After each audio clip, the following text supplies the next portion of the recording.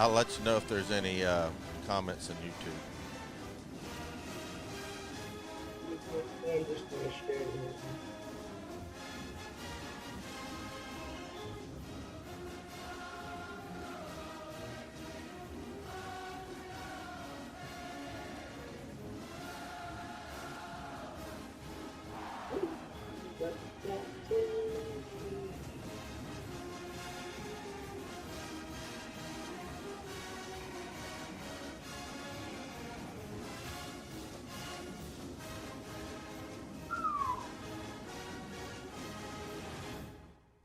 Hey, what's up, everybody? Welcome back to the Buck and 2MC show. Following our game that we just finished in overtime, Tennessee Lady Vols versus WVU Mountaineers. Big shout out before we get started. Thank you to our sponsors, Orange Mountain Designs, also Tennessee Tap House, and also Blue. What is it, Bobby? I always mess this up. Blue Water Climate Control. Blue water climate control, guys. I'm so sorry. Don't fire me yet, okay? But Maria, let's jump right into this because you look just as happy as I do, which is not very right now. What did you gather from the game? Yeah, I could not possibly cover a season and get high or low with any game. I would never make it to the finish line. So I've been running around because I got a lot to do after the game. So I probably look a little harried because dogs are needing out, and at least I don't have to wear a mask though. I can talk.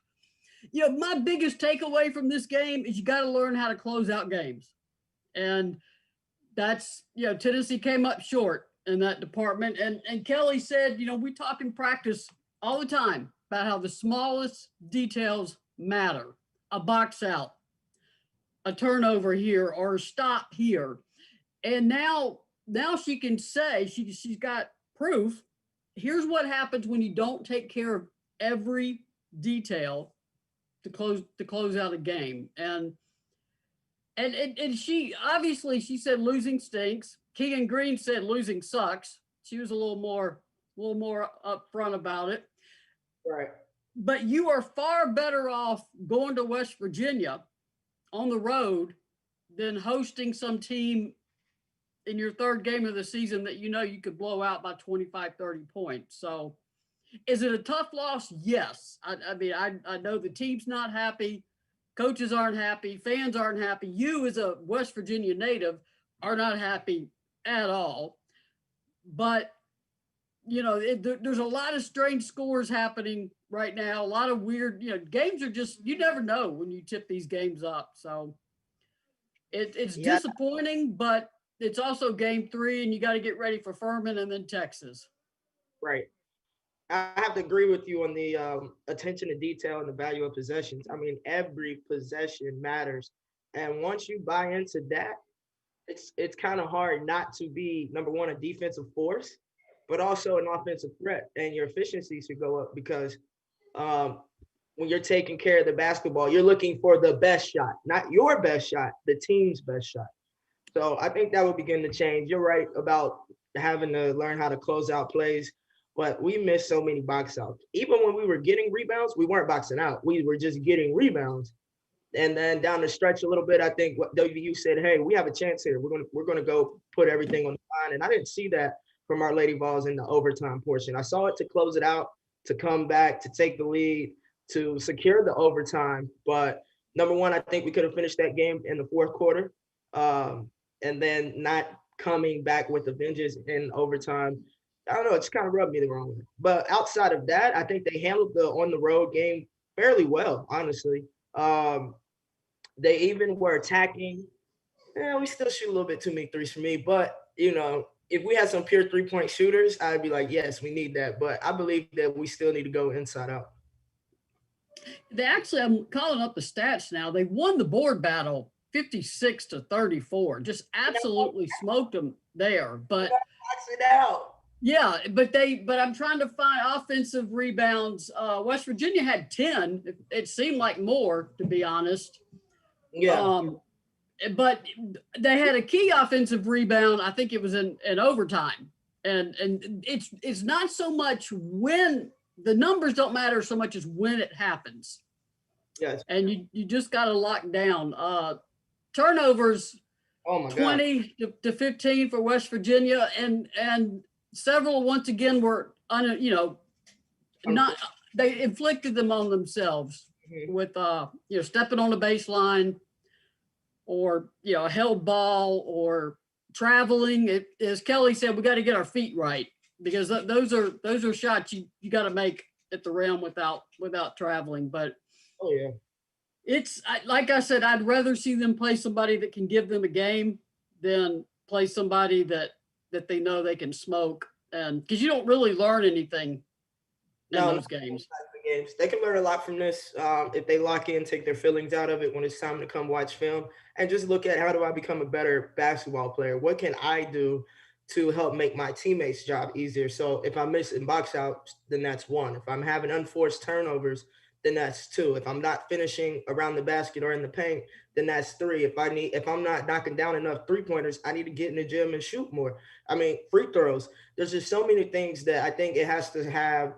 Each individual needs to take pride in their role, and then that will help transform the team. I mean, they did all right. I mean, I would have probably pressed or tracked at the end of that game towards the fourth quarter. I think we were in like a 2-1-2 or 2-2-1, and I thought it was to trap in the half court, but we weren't trapping. So it's just a couple of things. We just need to be a little more tenacious, and like you say, a little more attentive, and pay attention to all the details, not just the major ones. Kelly's also, and I'm going to add this and then go let my dog out if it's driving me crazy. Kelly, will not criticize the officials, but she did mention we couldn't get to the free throw line. Tennessee did not attempt a free throw in the first half, right, despite a game plan being to get the ball inside. For the game, West Virginia took 30 attempts. Tennessee took 15. So this loss is on Tennessee, but those are the kind of things you're going to have to play through. And I think, they're probably getting frustrated when you're getting fouled inside, but you're not getting a call. Yeah, that's part of playing in away games, though. I mean, we got to be able to step up, finish plays, take care of the ball, know that you're not going to get those calls if if anything is in question. Maria just stepped away, guys, so I'm gonna check the comments. Bobby, we got anything on the comment section? We do on Facebook, several. All right. All right, read them to me. My computer is not loading. I'll go ahead and read them. Okay. Olivia Woody says, hey. Denise Tague says hello. Donna Hairston said they never gave up. Trish Jackson says, got to make the bunnies. Matt Oates said Lex was the best. Olivia Woody said, I went to the game and they were talking better on defense, but still wasn't doing great. Help D. Donna Hairston said they looked flat-footed. Renee Suter says, hello, ladies. And there was another good one here. Hold on. Marianne Daughtery said, your thoughts on Davis, and do you believe not being able to practice against male practice squad is having an impact? The male, well, obviously, they practice against men all preseason. Now that school's out, there's probably, if you don't have ones that are local, you're not going to have guys at practice. So I'm not going to attribute this loss to that, because every school's in the same situation right now. Davis just had a rough game, and that's going to happen. I mean, Alexis knows that. You could sometimes just have a game where nothing is working for you. I mean, Renaya is a key player for Tennessee, and just struggled. She struggled from the field. I think she was 0-5 from the arc. She had great looks that Renaya usually puts away, but she just could not get a basket today. And I'm not putting that loss on her. Absolutely not. I mean, there were a lot of things that needed to be better, but when your leading scorer struggles from the field, it puts a lot of pressure on the team, especially on the road. So I know, but Renaya, she can bounce back. There's no question she's got the talent and the ability to bounce back. Yeah, I think Alexis has some connection problems. I'm gonna read another comment till she comes back. Okay. They need to learn how to get the ball in the post. What's the use of having post depth if you're not going to use it? Said William Wink Smith. A lot of the West Virginia's defense was taking a lot of the post looks away. And when Tennessee did get it in, sometimes they would get a miss at the rim or a travel or just it was just a frustrating game because when you think, okay, get it inside, there's too many jump shots, then they get it inside and there's a turnover. So it just became sort of a frustrating game.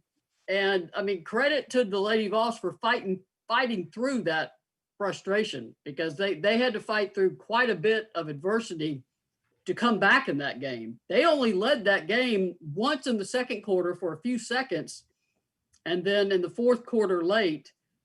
And like we said earlier, just got to put it away once you get that late fourth quarter lead, and that's competitive maturity, and that's a step they've still got to cross. You back, Lex? Yes.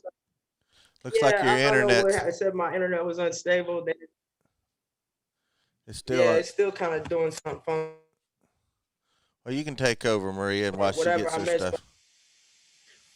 They were asking about if you can hear us, Tennessee not getting the ball inside, and I said at some point West Virginia's defense was doing a very good job of preventing that, and there were a lot of scrums inside without the benefit of any whistles. I mean, it would look like wrestling in there, and then when you do get it inside, if you got a miss at the rim or a travel, then it gets a little frustrating, and then when you're keying so much on the paint, like West Virginia was, those jump shooters are left wide open. And I mean, if you just hit a couple more of those jump shots and you're leaving with the win. Just the missed shots are what Tennessee's not going to want to watch on film because they had really good looks. Just couldn't get them to fall. Yeah, they had a lot of pretty good looks. They were forcing it inside. Sometimes, yeah, we got to get in the gym. We got to put up more shots. I mean, all of our guards or anybody that's shooting that 17-footer and behind needs to put up more shots so that they're comfortable taking it in the games and also obviously become more consistent with it.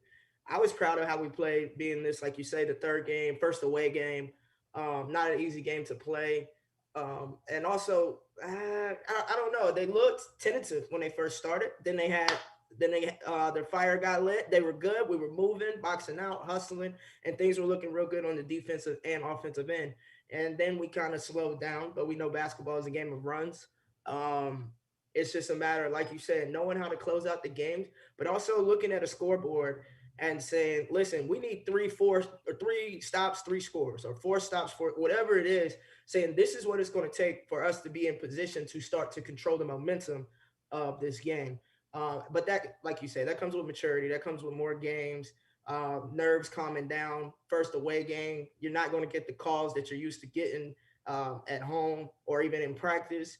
So in away games, it's almost as if you have to learn how to play through all of that. And it's hard mentally to do because, like you say, you're trying to get in a rhythm. It's whistle after whistle, or you're making mistakes. You're missing little chippies. Whatever it is, you start to get in a spirit of defeat, and they got to learn to play through that and just get a little bit more mentally tough, play through that, and we probably would have closed that game out if that was the case.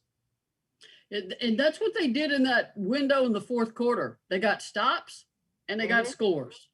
And then there was those little hiccups and then that late turnover. And if you're the home team, you better seize that opportunity. If you force that thing to overtime after you were falling, all the momentum is going to, after you were falling behind in the fourth, all that momentum is going to shift to you.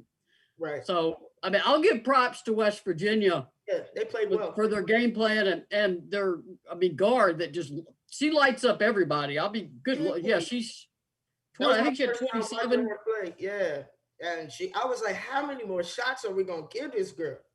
Like, and one of those, Tamari Key, before she fouled out on one of those 3, she was right there. I mean, and boom. So you can score. Not much you can do about that. But I mean, you always look back, especially if you don't win the game, like, oh man, we could have did a little more. We could have did a little more, but she was just in the zone this game. I mean, quite a few of her shots were a little bit too open for me, but quite a few of them were also contested, and she was still knocking them down, or she was getting her teammates open, and then they were knocking it down, which obviously makes it harder to help off of players defensively. So, but we got to get used to playing against teams that have a player of that stature and or two or three. So yeah, just some minor adjustments when we get back to Knoxville, and hopefully they keep their heads up, watch film on the bus or on the flight back, and go from there.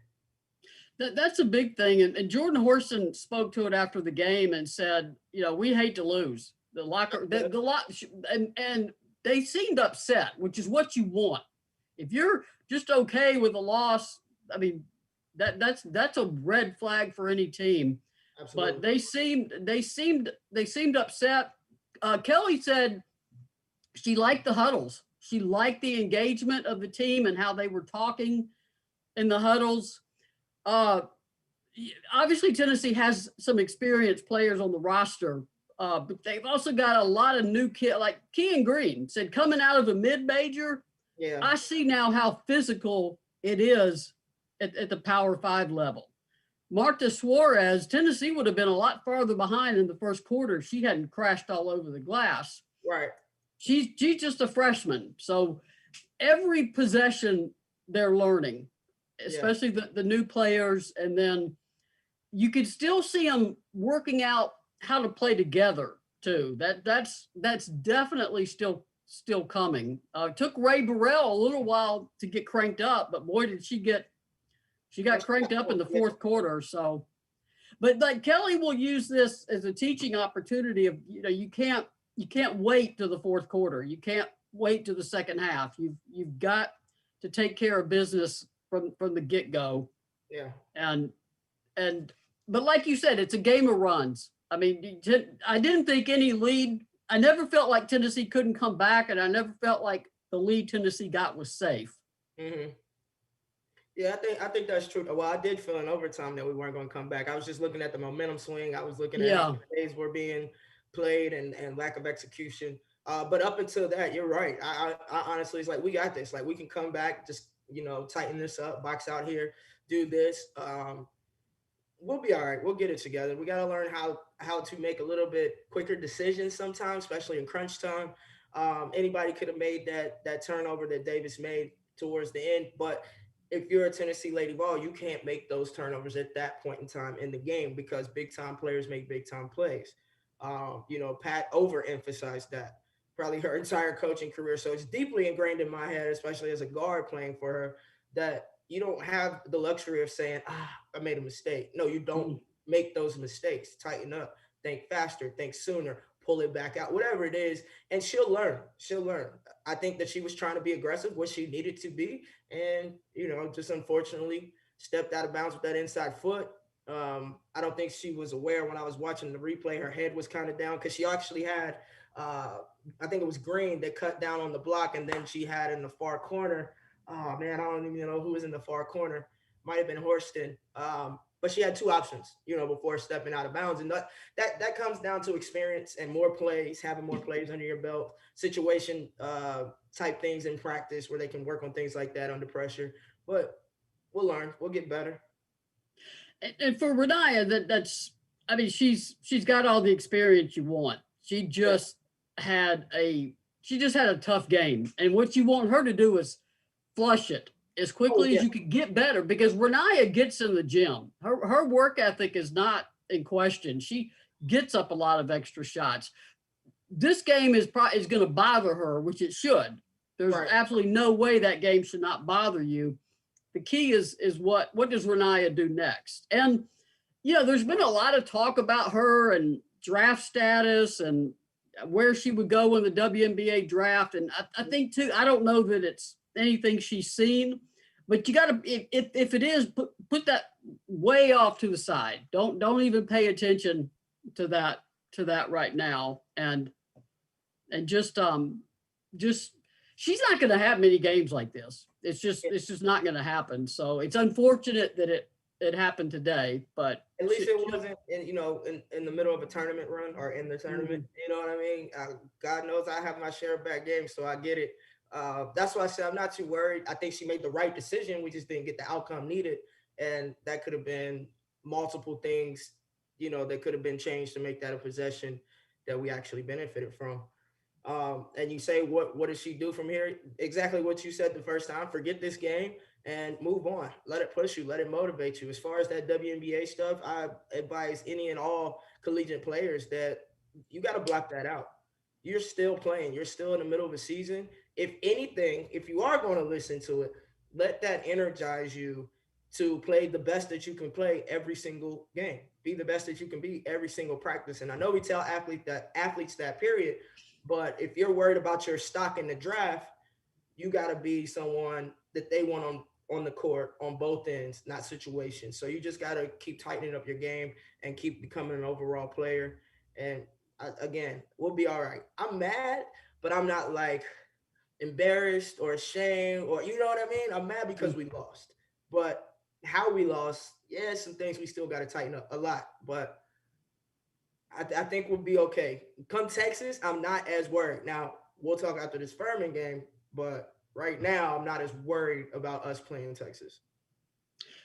And the officials, I usually give the officials a hard time. I just always have. I'm going to try to be nice in a pandemic because they're going through everything the players are going through. They have to go through the protocol testing. They have to travel at a time where traveling is not something I would want to do. So I'm going to work my hardest to be nice to them this season. I'm proud of you. They got to get in game shape too. They called 51 fouls in this game. That's more fouls than minutes played. 24 on Tennessee, 17 on West Virginia. I'd make sure my math is right. That's too many whistles. They were tired, so they were blowing the whistle. That's way too many foul calls. I mean, especially with the bigs. Let the bigs be bigs in there. Yeah, let them play. But Kelly pointed out she liked the huddles. She liked that they were competitive because this has been kind of a quiet team. And she liked that they found their voice, got competitive. She said, we got to execute better. And then, she said, what anybody would say after that, you got to hit shots. It's a simple game, really. This is not a complicated. Some of the sets and where you have to be are complicated. But what it boils down to is you got to hit a shot. Hit shots in a basketball game, and Tennessee could not hit enough shots. I agree with that, and she's doing a great job of building their confidence as well as their play together. So it's only a matter of time. I hope we peak during the Texas game. To be honest with you, take this as a learning curve. This loss, watch film, and I'm not talking about just watch film with Coach Harper when it's time before practice. Get with your coach, post coach, guard coach, or Coach Kelly. And say, hey, listen, can you break down my minutes over here? I need to see, why do I feel like my shots aren't easy or I'm forcing them or I can't find the open person or I'm losing my man defensively, whatever it is. Because most of the time as a player, you kind of know what you're always getting yelled at about. So go in there and consider that your homework, or ask them to send it to you or whatnot. But I think once that starts happening and people start buying into, it's going to take more work as far as the IQ of the game. Because if like you said, you're not questioning their work ethic. So we have to just build them stronger mentally. Yes, I agree 100% with all of that. And Kelly publicly will be, whatever issues she has with a player from a game performance, that will be taken up in the locker room. She's not going to, and she knows she needs that player.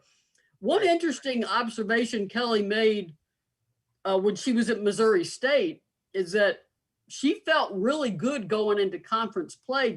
And that team had several losses. She said, because I felt like we were getting better from those losses. And that's a team she ended up taking to the Sweet 16 in the NCAA tournament. So Kelly said, I'd much rather teach on the bus going home after a win, but I'm going to teach after a loss. And that's what she's got to do. And like I'll emphasize it again, you are far better off going to West Virginia and going to Texas than you are hosting a team in a 200, 300 SOS team at home. You don't learn anything. I mean, you have to in some cases because you got to fill some home slots. You just have to. But you don't. You fill up your non-conference schedule with that, and you don't learn anything. You are not ready for the SEC at all. Yeah, no, absolutely agree. You have to play somebody to get better. Because it's easy to look inferior to. I mean, it's easier to look great against an inferior team. So, um, I think that we're good on that. Bob, what we got, man? Got several comments. I'll go through them one by one. William Wink Smith says Ray has more of a killer instinct. Ray needs to get to the line, and if her shot's not falling, Ray did a great job of doing that. And Juan Gutierrez says shooting stats for Davis and Burrell 4 for 19 and 5 for 13. Tough to win when your top scorers have these kinds of stats. 1 for 10 from the 3-point line, and these two players. Yeah. Donna Mink says, how about Ray Burrell in the fourth quarter getting to the free throw line? Great game for her. Yeah, she ended up.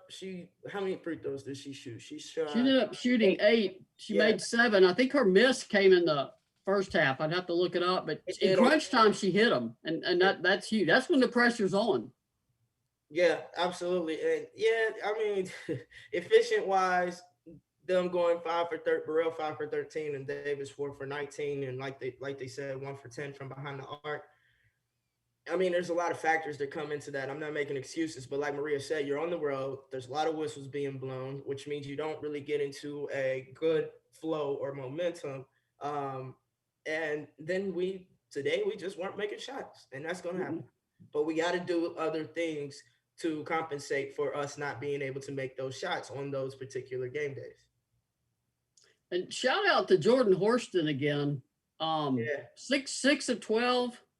5 rebounds, 13 points, 5 assists, 2 blocks, 3 steals. She played well today. Very well. And I like it when I call it the double Jordans. That can be a very effective lineup. I realize you don't always want, both your point guards on the floor at the same time, but that can be a very effective lineup. And Jordan Walker is another one who's learning, who's come out of mid-major and coming to Power 5, and she's got to adjust to new teammates, new teams, it is. And that game wasn't half as physical as the SEC is going to be. I mean, the SEC, it's just a brawl, an absolute brawl every game. Oh, yeah. Everybody wants to bring the pain. Everybody wants to send a message. Everybody wants to be the team in the SEC, so. All right, we got a couple more questions. Compliment on YouTube said this show is so good for young ladies that play b-ball. Thank you, Herbert Bradford from Michigan. And then we've got Deronda Fletcher. I think she's up there in West Virginia, isn't she? I feel like we beat ourselves, she said, with some forced shots and turnovers. Learning experience. No one likes to lose games. They'll learn and move forward. Yeah. I mean, to be honest, in every game there's going to be forced shots because as players – you see something that may or may not be open or shots that you practice, and then all of a sudden somebody comes up and contests.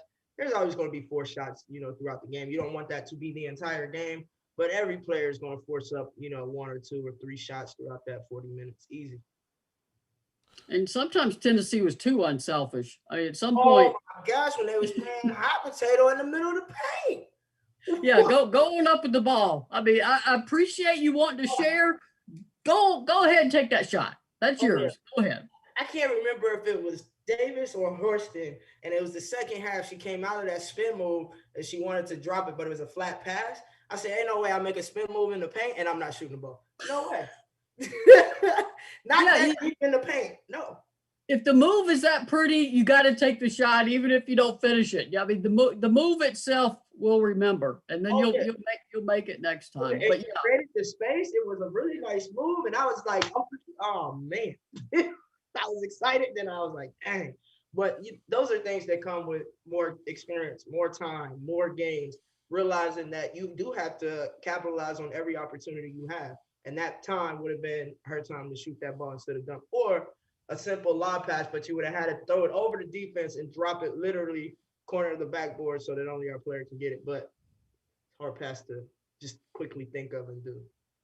It's a hard game too when there's that many whistles. I mean, Tamari Key ended up fouling out. Horston had, let's see, 4. Or yep. Davis had 4.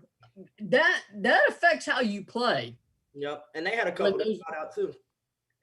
That can affect a team. Now, West Virginia had a key player foul out. Yeah. So Martinez, when she fouled out, Maria, I said, oh yes, okay, we got this, because she was getting her hands on a lot of those loose balls, keeping the rebounds active for them or giving them extra possessions. And when she fouled out, I was like, that's what we needed. Let's go inside, let's execute because they're coming, kick it out, knock down shots, but didn't quite go that way.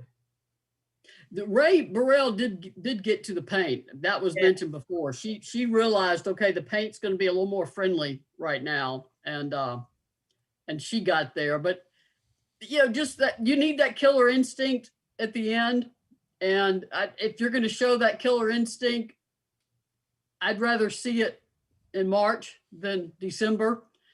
But you gotta build it to that point. Once they got that lead, that's when that killer instinct has to absolutely kick in. And we are not losing this game. Yeah. But yeah, somebody, that's easy for me to say sitting here at home. And it's easy for me to say being retired. So we're not out there doing it. We're not in the middle of their game. But they'll be okay. Communication will go up. I think Olivia said on here that they sounded a little better. Our help defense was really slow today. We get kind of glued to our men sometimes, or our women on the court, and we don't see the drive coming. Instead of continuing out with the player who's going away from the basket, stop, be ready to help, and then if you have to, sprint to close out if they do kick it out. But again, they're still learning. They're relatively new to each other. This whole COVID thing is definitely new for them, and how the season's being played. And it's a lot. People are dealing with injuries. People are dealing with mental health issues. People are dealing with family or personal issues. And it's hard to tell kids who are 18 to 21 years old, leave that off the court. It's hard for professional athletes to do so, let alone, college kids who are just trying to adapt. So I want to give a special shout out to to my little baby ball sisters. Stay strong, stay positive, stay focused. Just stay together. Realize that the only thing that y'all should want to do besides get better together is win together. And I'm not talking about some games. I'm talking about win everything. So I hope that I'm looking over at minutes played too. Tennessee's in good shape. Horston went 33, Davis went 41, Burrell went 36, Kean went 31, and that was an up and down game at times too, in a physical game. So yeah, it was close. It was a good game to watch. Frustrating at times, but I thought it was a pretty good game to watch. Yeah, if you're a basketball fan, that was a lot of fun. That's because if Tennessee had gone up there and played with the approach that it took to ETSU, they could have been walking home with a 20-point loss. But they, like you said, little too tentative to start. But that's a big environment, or not big in terms of crowd, but it's a whole new process. Mm-hmm. And it looked like it took them a minute to really get their feet underneath them. But I do wonder if the starting lineup will shift up a little bit. It's going to be hard to keep Horston out of it, and if she's not in it, you want her in fast. Right. I think that's obvious that Coach Harper will play around with her lineup. She has to. It's so early in the season and so many new pieces. I don't know. I just think there's going to be a couple more rotations before there's a definitive starting 5. And one thing I learned from watching Pat's practice is, fans have a lot of opinions about who would start, who should do this. And like me, you're basing it on seeing this game. You don't know what's happening in film and meetings and practice, any of that.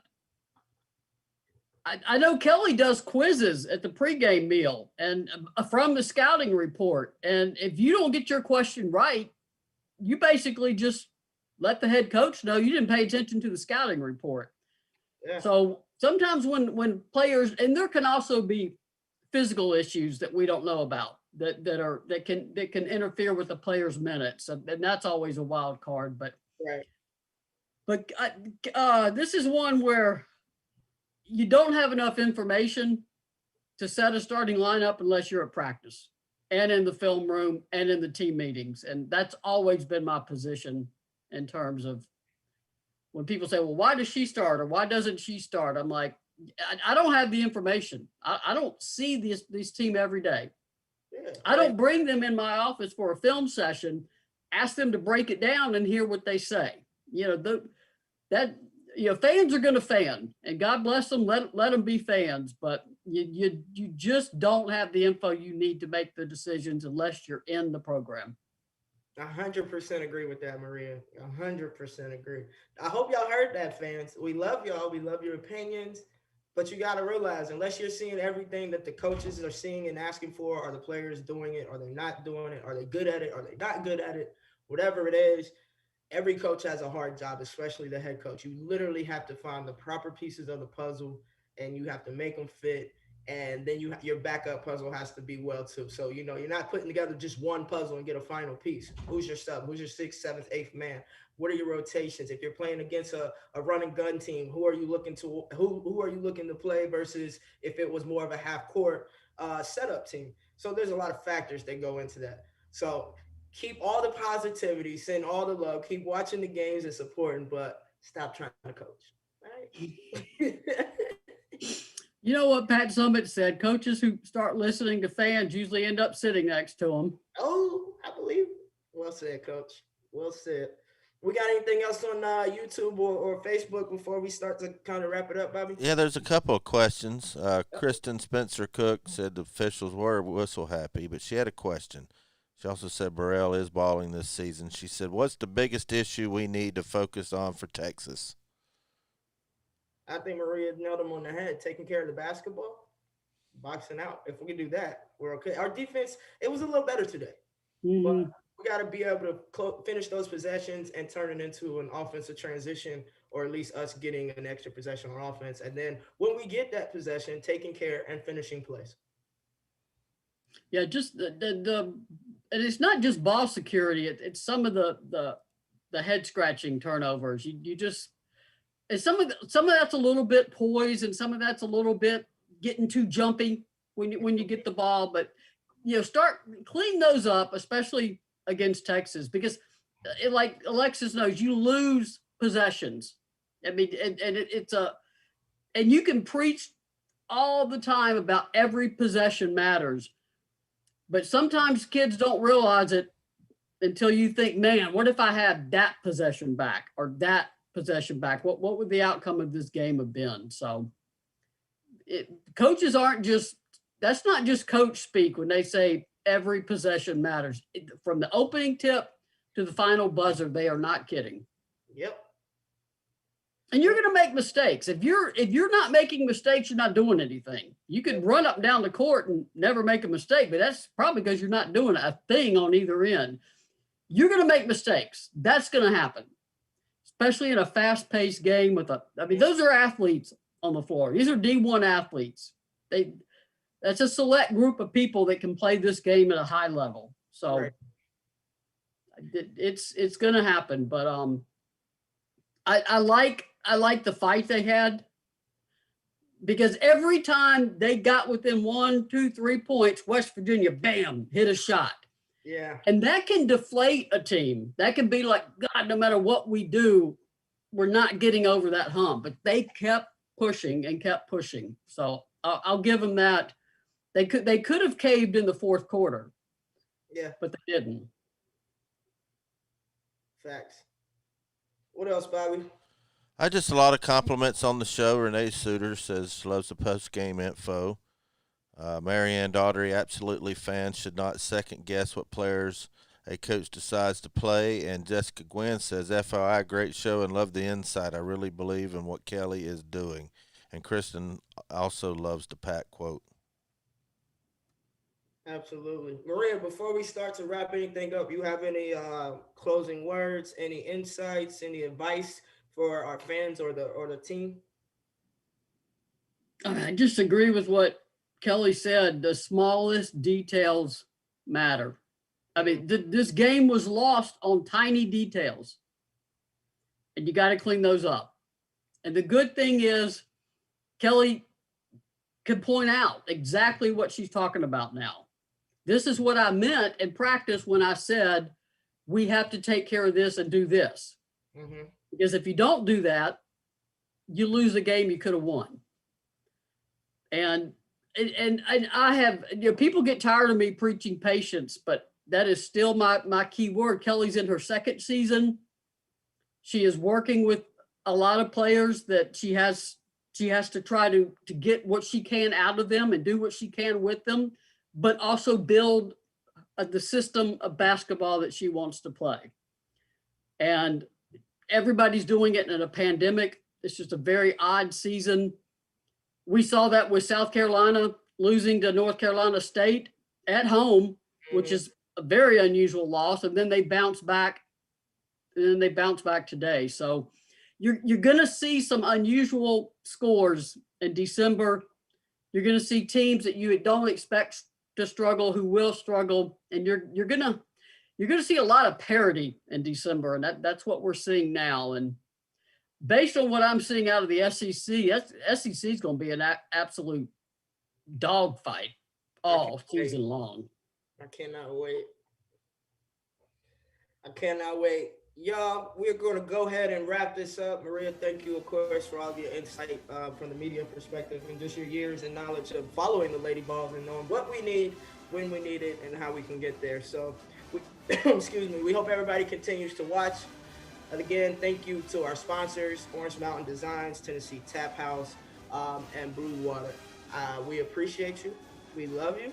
Bobby, volunteerroadshow.com. We definitely love you, my man, and definitely thank y'all. Make sure to press those like buttons, push the thumb up, follow us, Twitter, Facebook, YouTube. All right, I'm logging into volunteerroadshow.com for information just about the platform and the people that are working, which are a lot of former Lady Vols involved. So I think that's pretty cool what they're doing there. Maria, you want to let them know when the next game is? And yeah, and I'll point out too, Orange Mountain Designs has $6.95 shipping today.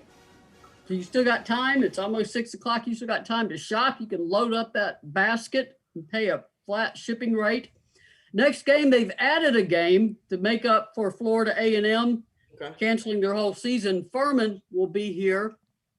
That's from nearby Greenville, South Carolina. The Paladins, they will be here Thursday at 7 o'clock at Thompson Bowling Arena. So we'll be with you late night again. Then obviously the Lady Vols, I think they're still getting through exams, so they're still in that study part of the week too.